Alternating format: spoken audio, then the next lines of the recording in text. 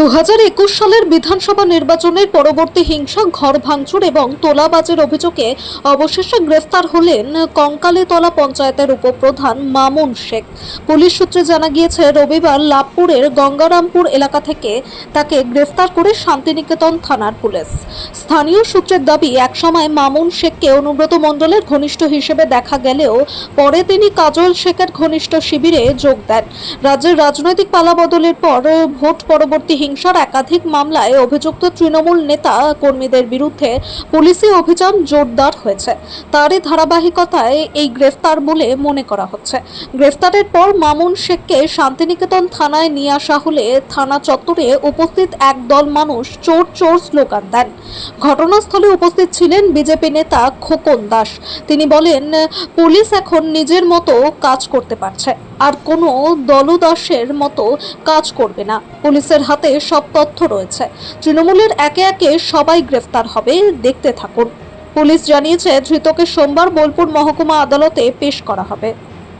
কোন ও তৃণমূলের 30 মার খাঁ হিসেবে ভেবে নিয়েছিল যে আমি 30 মার খান, এবং বহুদিন ধরে লুকিয়ে বেড়াচ্ছিলেন, কিন্তু বুঝতে পারেনি যে বাংলায় একটা পরিবর্তন হয়েছে সরকারে, এখানে আইন শাসন প্রতিষ্ঠা হয়েছে।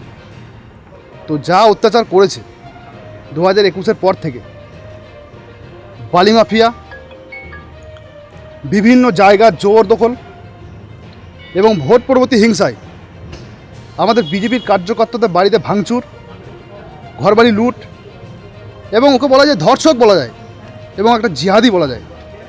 তো সে এতদিন পর্যন্ত এই কঙ্কালী অঞ্চল যেভাবে কঙ্কালী অঞ্চলকে কুলুষিত করেছে এবং কঙ্কালী মাকে যেভাবে অপবিত্র করেছে, তার শাস্তি কিন্তু এবার শুরু হয়েছে।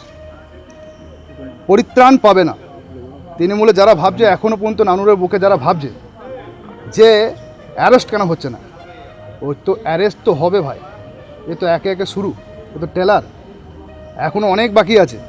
যে যারা ভাবছে যে পুলিশ প্রশাসন কী করছে, কিন্তু ভাবতে হবে যে বাংলার পুলিশ কিন্তু আর চটিচারা পুলিশ নয়। এখানে খোলা হাতে ছুট আছে। পুলিশ প্রশাসন দিনে ধরে আনবে, সকালে ধরে আনবে, সন্ধ্যায় খরচ করে দেবে, এবং যারা যারা গর্তে ঢুকাছে তাদের সবাইকে বার করে আনবে। তার একটা প্রতিফলন আমরা পেয়েছি। মামুন নিজেকে বড় হনু ভেবেছিল, 30 মান খার ভেবেছিল, আজ তাকে জেলে ঢুকতে হয়েছে। যারা যারা অত্যাচার করেছে তাদের কারো রিয়া হবে না, সব জেলে ঢুকবে, এবং জেলে প্রশাসন তার তো ব্যবস্থা নেবেই, আম পাবলিক পরবর্তীকালে তাদের ব্যবস্থা নেবে, এটা আপনারা দেখবেন।